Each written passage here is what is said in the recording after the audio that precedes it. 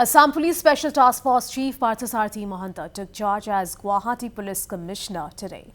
Soon after taking charge as the Guwahati Police Commissioner, IGP Mahanta launched a WhatsApp helpline number bringing the police much closer to the people. Now, you can lodge your complaint from your home or from wherever you are.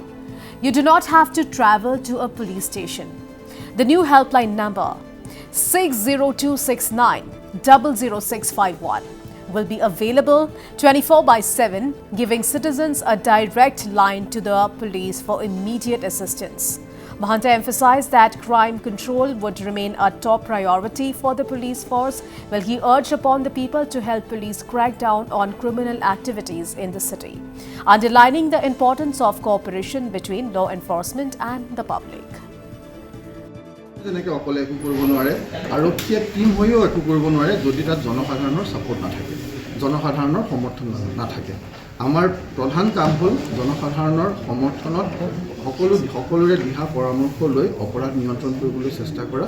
Chain snatching, mobile snatching, বাহন চুৰি, অন্যান্য চুৰি কাৰ্য এইবিলাকৰ বিৰুদ্ধে bike stunt বা traffic related যিবিলাক সমস্যা আছে, চাইবাৰ ফ্ৰড যিবিলাক আছে তাৰ ওপৰত আমি ফ'কাছ হৈ কাম কৰিম আৰু আমি যিমান পাৰোঁ সিমান ইনফৰ্মেশ্যন বেছড অপাৰেশ্যন কৰিবৰ কাৰণে ড্ৰাইভ ল'বৰ কাৰণে আমি চেষ্টা কৰিম। তাৰ কাৰণে আমাৰ আৰক্ষীৰ যিটো চোৰাংচোৱা ব্যৱস্থা সেই ব্যৱস্থাটোক আমি শক্তিশালী কৰিম আৰু লগতে ৰাইজৰ পৰা স্বতঃস্ফূৰ্তভাৱে অহা খবৰৰ ওপৰত আমি যথেষ্ট গুৰুত্ব দিম। আমি আৰু ইয়াত ৰাইজে যেতিয়া কিবা এটা বিচাৰে সেয়া একদম সহজতে হৈ যায়। 31 ডিচেম্বৰৰ দিনাখন আমি চৰকাৰৰ নিৰ্দেশমৰ্মে সকলোকে আহ্বান জনাইছিলোঁ মদ নাখায়, মদ্যপান নকৰাকৈ গাড়ী চলাবৰ কাৰণে। গোটেই নিশা ইয়াত ট্ৰেফিক পুলিচে অভিযান চলাইছিলে মদ্যপান ড্ৰাংক এণ্ড ড্ৰাইভিঙৰ বিৰুদ্ধে। সেইদিনাখন মাত্ৰ 94 কেৱল 94টাহে ড্ৰাংক এণ্ড ড্ৰাইভিঙৰ কেছ ডিটেকশ্যন হৈছিলে। ৰাইজৰ যদি আমি সমৰ্থন পাওঁ, সহযোগিতা পাওঁ, আমি ইয়াত অপৰাধ সম্পূৰ্ণৰূপে নিয়ন্ত্ৰণ কৰিব পাৰিম। আৰু সেইকাৰণে আমি আজি এটা মোবাইল নাম্বাৰ, এটা হোৱাটছএপ নাম্বাৰো আমি আপোনালোকৰ যোগেদি আমি আজি মুকলি কৰিম।